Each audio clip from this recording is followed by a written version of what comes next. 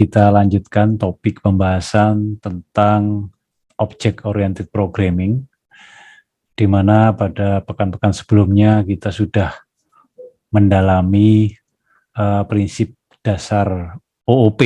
Yang pertama adalah enkapsulasi atau encapsulation, di mana di situ kita bisa memahami dan belajar bagaimana mengimplementasikan suatu objek dalam bentuk kelas dan berbagai variasinya. Kemudian pada pekan berikutnya kita melanjutkan dengan prinsip dasar OOP yang kedua, yaitu pewarisan atau inheritance. Dan di situ juga kita sudah belajar atau memahami berbagai variasi dari inheritance atau tipe-tipe pewarisan. Juga kita menyinggung virtual function, abstract class, dan sebagainya.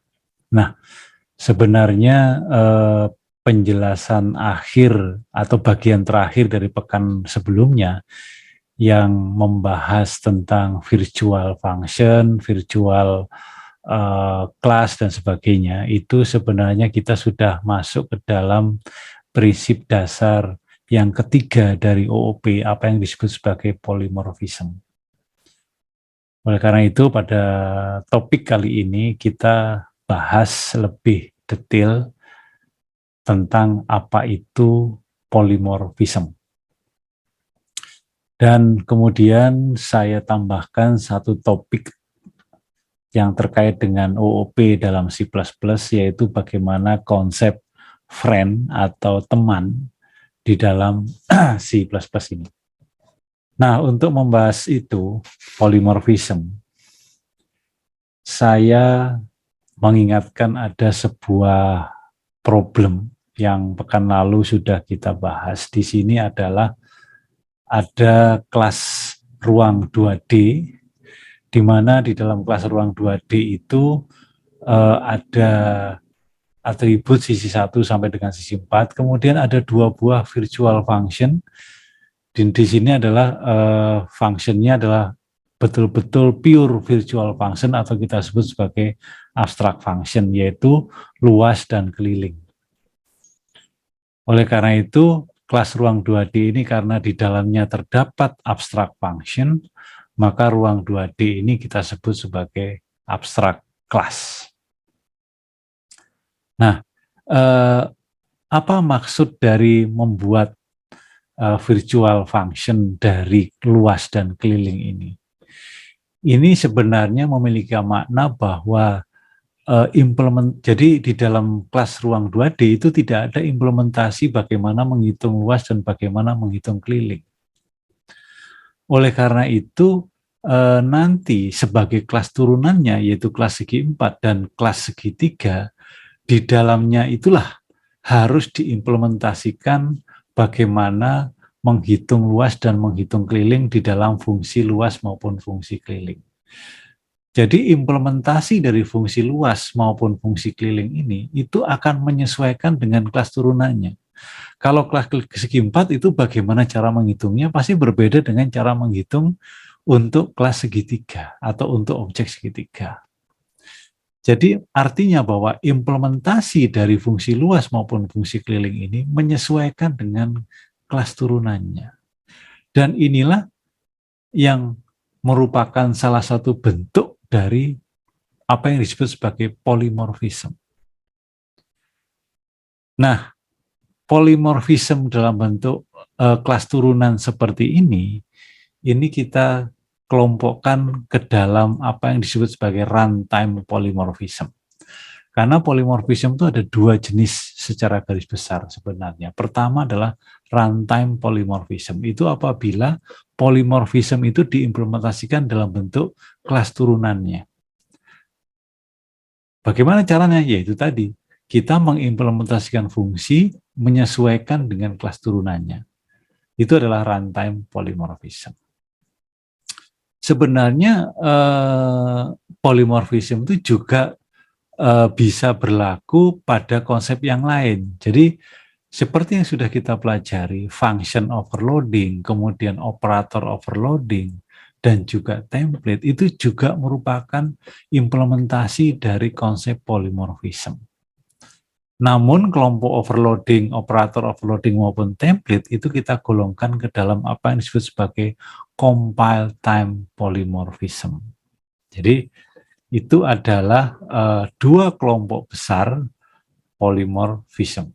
Jadi dari kasus yang tadi bahwa yang namanya polymorphism itu artinya bahwa fungsi itu akan menyesuaikan dengan objek turunannya. Jadi sebenarnya polymorphism itu memiliki makna, ada yang menyebut sebagai banyak bentuk atau bermacam-macam. Tadi bisa kita lihat bahwa function luas itu bentuknya macam-macam, cara ngitungnya macam-macam. Untuk segi 4 begini, untuk segitiga begitu, dan lain-lain. Jadi itu kenapa polymorphism itu juga diberi makna sebagai banyak bentuk. Jadi artinya bahwa kalau saya definisikan secara formal, maka polymorphism itu menggunakan suatu fungsi atau atribut tertentu dari suatu base class untuk diimplementasikan oleh derived class sesuai dengan relevansinya. Jadi implementasinya harus relevan, harus menyesuaikan dengan kelas turunannya. Nah ini tujuannya untuk apa? Ini bertujuan untuk memberikan kebebasan. Jadi derived base class itu hanya global saja, bahwa artinya bahwa objek ini itu pasti punya fitur luas dan keliling. Bagaimana implementasinya? Ya tergantung dari kelas turunannya. Jadi di sini polymorphism itu bertujuan untuk memberikan kebebasan kepada kelas turunannya untuk menggunakan fungsi dan mengimplementasikan sesuai dengan perilaku dari kelas turunan itu sendiri. Kalau segi 4 begini, kalau segitiga begitu, dan sebagainya. Itu adalah definisi formal dari polymorphism. Nah, bagaimana bentuk-bentuk dari polymorphism itu? Itu bisa kita lihat pada slide ini. Jadi ini saya beri topik sebagai pointer to base class. Jadi kalau Anda lihat di sini bahwa kelas poligon itu merupakan base class. Kemudian segi 4 dan segi 3 itu merupakan turunan dari kelas poligon. Di dalam base class itu tidak mengandung virtual function. Jadi kelas poligon itu kelas biasa. Dia memiliki fungsi atau fitur set. Atributnya width dan height. Lebar dan tinggi. Dan di sini artinya bahwa kelas atau base class ini tidak memberitahukan bahwa seharusnya di dalam kelas ini itu ada fitur untuk menghitung luas. Ini tidak diberitahukan, jadi ini secara implisit saja. Oleh karena itu, pada saat kita buat sebuah kelas segi 4 sebagai turunan dari kelas poligon, kita definisikan atau kita implementasikan fungsi namanya luas, yaitu lebar kali tinggi. Sedangkan untuk segitiga, itu luasnya adalah lebar kali tinggi dibagi 2. Nah, kita lihat drivernya. Di sini segi 4S, kemudian segitiga T. Jadi kita punya objek segi 4S dan objek segitiga T. Kita gunakan pointer ke base class. Jadi poligon bintang P1 itu menunjuk ke S atau menunjuk ke objek segi 4. Sedangkan P2 pointer menunjuk ke objek segitiga. Maka kalau saya ingin menjalankan fungsi set, itu kita bisa tuliskan P1 panah set 4,5. Dan itu sebenarnya maknanya adalah saya akan menjalankan fungsi set untuk objek S. Dan P2 panah set itu saya menjalankan fungsi set untuk objek T. Jadi kalau saya tampilkan berapa luas dari objek S itu 4 kali 5 yaitu 20. Sedangkan luas dari T itu 4 kali 5 bagi 2 yaitu 10. Maka output dari program ini adalah 20 kemudian 10. Nah, di sini polymorphismnya di mana? Ini polymorphismnya adalah bahwa pointer ke kelas turunan itu kompatibel dengan pointer ke kelas induknya. Jadi dia kalau P1 set itu otomatis dia mengarah kemana. Jadi dia menyesuaikan. Kalau P2 set dia menyesuaikan karena P1 menunjuk ke segi 4, maka set itu diberlakukan untuk objek S.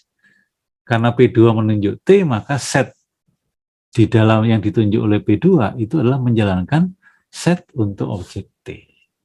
Jadi ini adalah salah satu bentuk implementasi dari polymorphism. Bentuk lain itu adalah yang tadi kita sudah buat. Jadi kalau saya membuat sebuah virtual function di dalam kelas polygon, kalau tadi kan nggak ada. Sekarang kita lihat saya membuat sebuah kelas namanya sebuah function namanya virtual int luas. Jadi virtual function bernama luas dan ini mengembalikan nilai 0 saja. Apakah ini pure virtual function? Bukan. Ini bukan abstract function.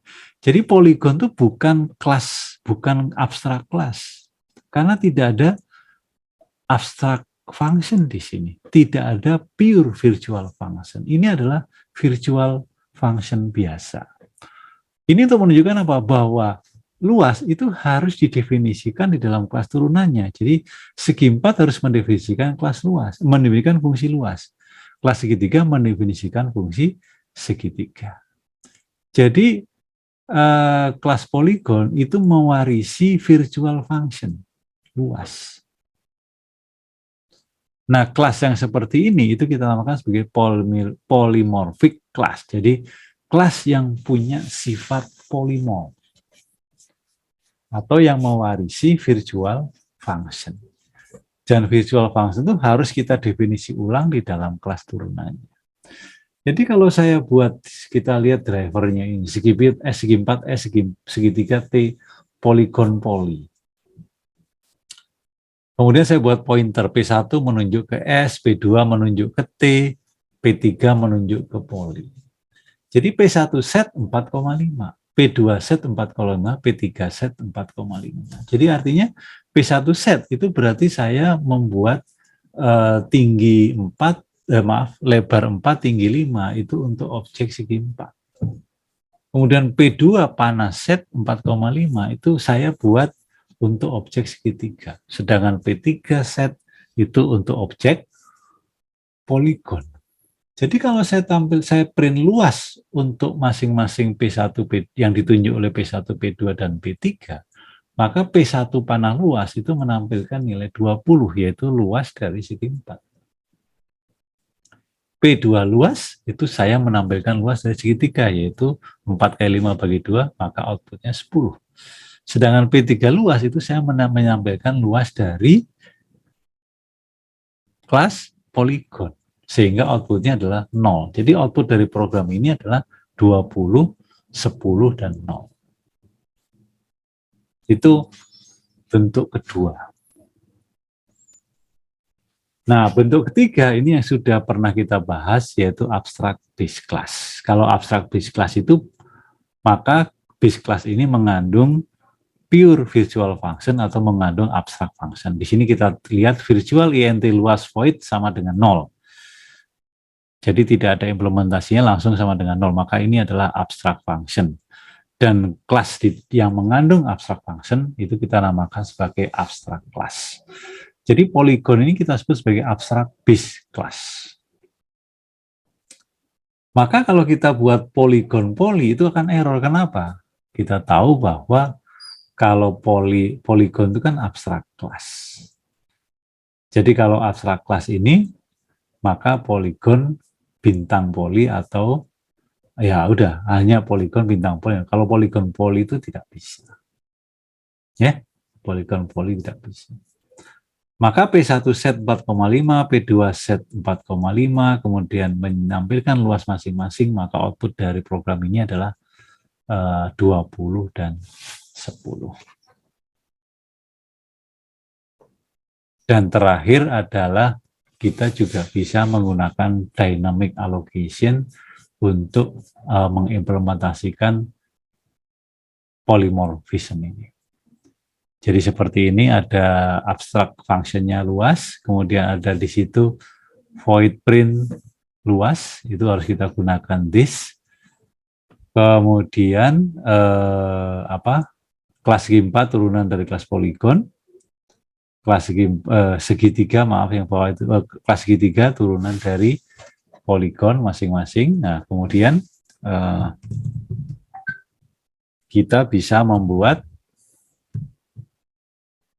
drivernya di sini. Anda lihat bahwa int poligon, int min, poligon bintang P1 sama dengan new segi 4, poligon bintang P2 sama dengan new segi 3, maka kita buat P1 print, P2 print, maka print itu yang akan menyesuaikan dengan kelas turunannya. Jadi kalau print yang ditunjuk oleh P1, karena P1 itu menunjuk segi 4, maka yang di print adalah luas segi 4, yaitu lebar kali tinggi. Kalau yang ditunjuk oleh P2, maka luas dari segitiga, yaitu lebar kali tinggi bagi 2. Jadi itulah kira-kira topik tentang polymorphism di dalam C++. Kemudian satu topik lagi yang penting di dalam OOP dengan menggunakan C++ itu adalah konsep tentang friend atau teman. Jadi konsep tentang friend atau teman ini kalau dalam C++ itu macam-macam. Walaupun sebenarnya konsep friend ini tidak dikenal di dalam Java. Sama saja dengan multiple inheritance, itu juga tidak dikenal di dalam Java. Namun ada cara lain untuk mengimplementasikan itu. Ada cara untuk mengatasi. Jadi sebenarnya apa sih friend itu? Yang pertama adalah friend class. Jadi kelas yang menjadi teman dari kelas yang lain. Ini kalau suatu kelas itu kita didefinisikan sebagai teman atau friend dari kelas yang lain, maka friend class ini dapat mengakses anggota private dan protected dari kelas lain. Kita tahu kalau kita punya kelas dan akses modifiernya kita definisikan sebagai private, maka itu hanya dapat diakses dari dalam kelas itu sendiri. Tapi kalau kita definisikan kelas lain itu sebagai teman, maka kita mengizinkan kelas lain itu untuk bisa mengakses anggota kelas yang private dan juga yang protected.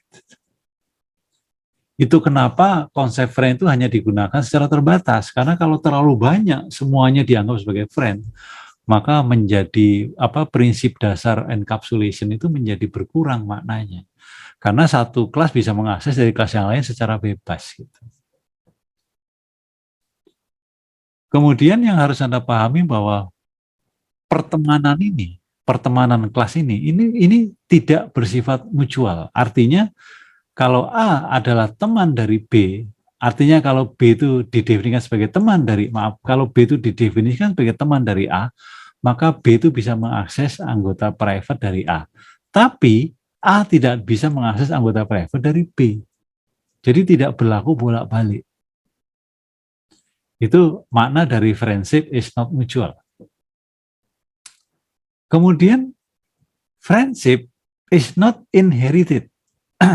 Artinya friendship atau pertemanan itu bukan konsep inheritance, bukan konsep pewarisan, bukan. Ya. Jadi itu salah. Kalau yang menyatakan bahwa friendship itu adalah inherited. Artinya tidak diwariskan, tapi hanya diberikan izin untuk mengakses. Kemudian ini tadi yang sudah saya sebut bahwa konsep friend ini tidak ada di dalam Java. Ini sebagai contoh, kalau saya buat kelas node, ada private int info, kemudian node bintang next, kemudian ada pernyataan friend class linked list. Maka di dalam kelas linked list itu saya bisa mengakses info, saya bisa mengakses next.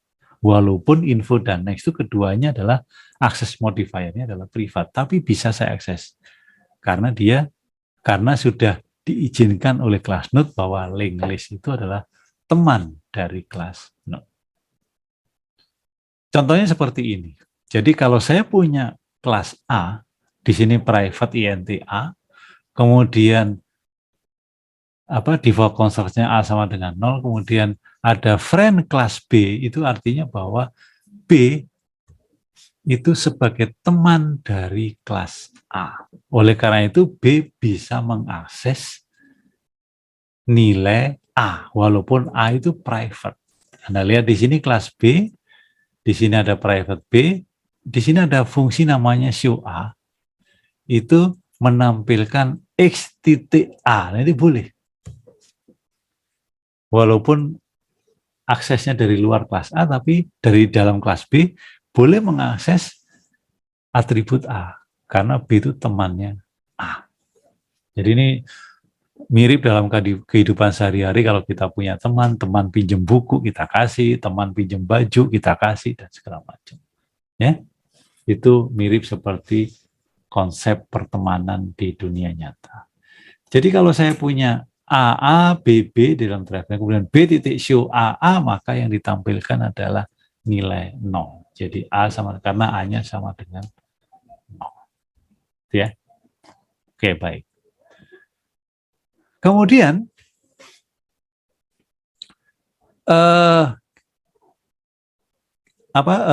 kita juga bisa mengecilkan skop dari friend ini.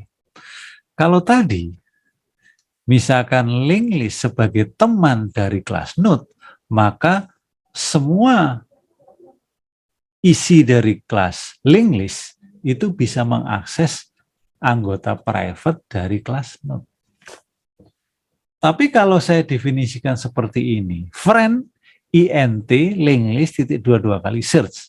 Ini artinya hanya fungsi search di dalam kelas linked list yang bisa mengakses anggota private dari kelas node. Jadi hanya fungsi search saja, fungsi yang lain nggak boleh mengakses anggota private dari kelas node. Itu kenapa ini disebut sebagai friend function. Jadi hanya fungsi search saja yang bisa mengakses